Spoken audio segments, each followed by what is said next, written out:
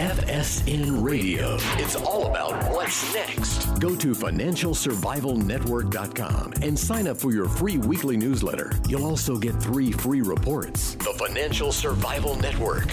It's all about what's next. Welcome, and you are listening to the Financial Survival Network. I'm Kerry Lutz, and today's January 15th, 2018. So lots going on in Washington, a lot about the Russia mania probe, if you will, and a lot about what the probe should really be about. And it's all coming out now. First, as always, participate in the show. Email us, kl@kerrylutz.com. I'm just about caught up now. So interesting things have come out. I've been watching the story, and I've known about it for months. But now it's finally starting to percolate out into the public consciousness. And that is that Team Trump was the subject of what probably was a massive and massively illegal surveillance program. And there were a number of figures involved in it, both in the FBI, the Department of Justice, and probably a number of other intelligence agencies. But basically, when Trump said, "My wires were tapped" at Trump Tower, he was widely denigrated and berated about it. But as it turned out, they were. Well, Daniel Greenfield, our good friend, is with us now to talk about it. And you know Daniel well. His blog is sultanknishblogspot.com, and he's the Shulman Journalism Fellow at the David Horowitz Freedom Center. And I read your work religiously, Daniel. Welcome back to the show. Thank you so much for having me on once again. Hey, so we got this thing here that really, unfortunately, most of you out there weren't alive when Watergate occurred, but basically Watergate was nothing. It was some incompetent boobs breaking into the Democratic National Committee's offices in the Watergate Plaza and just botching everything and getting caught and eventually bringing down President Nixon. This thing is a lot bigger than that, isn't it, Daniel? It's much worse than that because, first of all, we're not talking about private eavesdropping. Rather, we're talking about the abuse of government eavesdropping. So the NSA, the entire purpose of that was to be able to protect national security. At no point in most people's even wildest imagination did they actually foresee an outcome where an administration would use the claim of national security to eavesdrop on its political opposition. But that is exactly what happened. Now, we've already had warnings about this even before Trump. Thus, when Netanyahu was campaigning against the Iran deal, and he was speaking to members of Congress, NSA eavesdropping by the Obama administration not only intercepted Netanyahu's conversations, but intercepted his conversations with members of Congress, and even apparently just general civilians, people who were just opposed to the Iran deal. And this was very much a case of the administration spying on its political opponents under the guise of national security, because opposition to the Iran deal was a political debate. It was not a matter of national security. When you spy on people opposed to it, you're specifically protecting the political agenda of the administration. But of course, it got much worse once you had the Hillary campaign coming in, because at this point, the Obama administration began spying on Trump officials to protect the Democratic succession. They did this again under the guise of national security, in the guise of various national securities. We've had claims about Russia, but we know that at least some of these dropping, particularly on Flynn, apparently took place because of a meeting with a UAE, United Arab Emirates Crown Prince. Again, technically not an enemy of the United States, not even a rival country of the United States, not even a country we technically have any friction with overall. Mm-hmm. So they would actually begin eavesdropping on their political opponents. Now, in theory, when you eavesdrop on Americans, you're not supposed to, the names are supposed to be blanked out. So so an American official is, let's say, talking to Pavel Pavlov in Moscow. So the transcript is going to black out the American's name and all the information about him. It's going to have the Pavel Pavlov stuff on it. That was the basic protection that Americans were supposed to have. The Obama administration made a mockery of that because key officials like Susan Rice, like Samantha Power, insisted on unmasking the Americans. So they unmasked their names, they unmasked the transmissions, which means they were directly eavesdropping on Trump officials. And then just to make things one step worse, they leaked some of this to the media. Yeah, so this is an anatomy of a conspiracy, at first to deny Trump the presidency, and then after he was elected, to basically get him out of office. And what's really shocking what's amazing is it's just like Nixon. In 1972, in that election, there was no way that Nixon was going to lose. He was a shoo-in. And when you talk to the Democrats before the election, there was no possible way that Hillary Clinton could lose the 2016 election. She was a shoo-in. And yet they have to go for the extra edge. They got to go and find out exactly what their adversary's doing. With Trump, really, Daniel, all they had to do was turn on the television set and watch him at a rally, because I'm sure that most of the emails that went through basically were along the same theme. Well, so you have FBI agent Peter Strzok, who headed the counterintelligence division, and his texts have recently come out. He was a Trump opponent and a Hillary supporter. And one of the very interesting things that he told his mistress, who was working for Deputy Director Andrew McCabe of the FBI, who is very much a Democrat and has been linked to the Democrats and the Hillary campaign in particular, he said that insurance was needed in case of a Trump victory. So some of this was very much about having insurance, and the rates of unmasking, particularly by Samantha Power, dramatically accelerated in the final months after Trump won and he was due to take office. So they were building insurance to take him down, to take down Trump officials. They did that very effectively with General Flynn. They generated anything that took him down by basically accusing him of lying to the FBI. And that's a crime generated by the investigation. They were able to do that because it eavesdropped on him. So you could have agents ask him, is this true or not? And he would answer whatever he answered. And they would go, well, no, we have you on tape. Mm-hmm. And this is how totalitarian regimes function. That's how the Obama administration was functioning. That's what makes it much worse than Watergate, because Watergate was a sneaky, underhanded thing. This was overhanded. This was the government abusing its wide powers to crush political dissent. Exactly.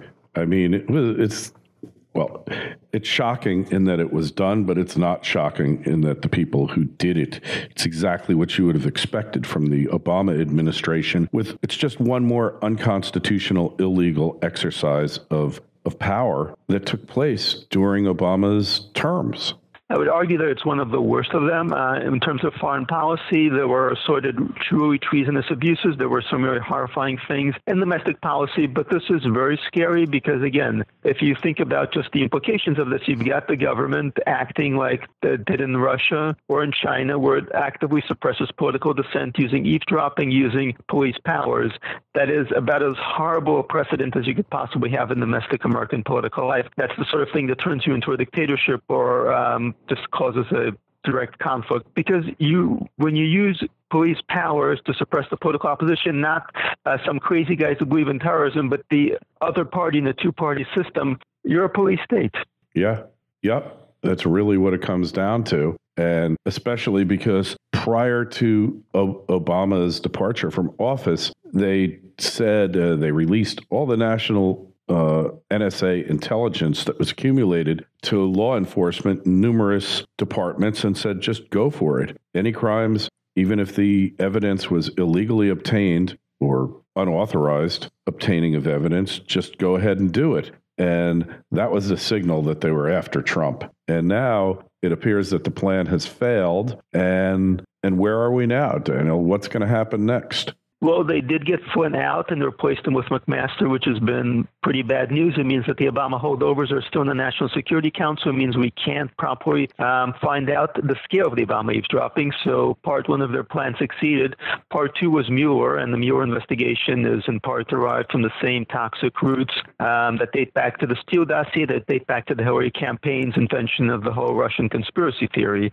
Whether or not Mueller actually finds anything meaningful, the bottom line is the Democrats will intend to use that for impeachment if they actually get a majority in Congress, and that's part three of the plan. So the plan, unfortunately, is very much humming along. Yeah, well, but it's been exposed now, and we're going to get supposedly today, the Inspector General's report on what happened. The Steele dossier is part of the insurance plan. They concocted this dossier.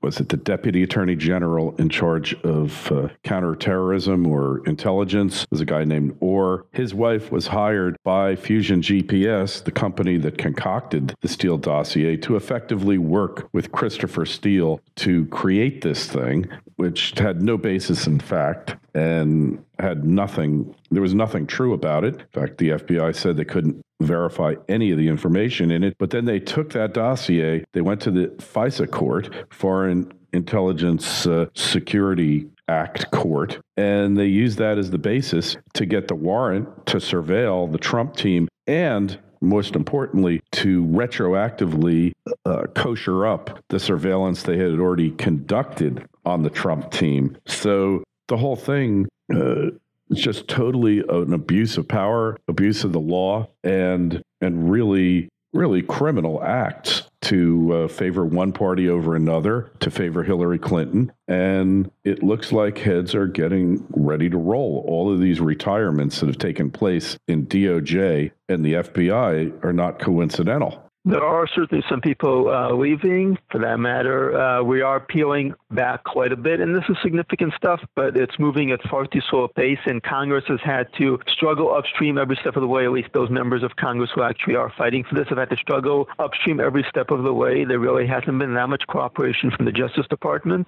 And really, a lot of this stuff needs to be coming from the White House. President Trump has the power to declassify a lot of this, but whatever the interface is, it's not working too well. We need to declassify all of the requests that were made for the unmasking of the names. That's the most explosive part of it. And we've had this kind of a pass given to Susan Rice and Samantha Power, where what they did was technically legal, which is very much a contextual term. We need to peel back the larger conspiracy.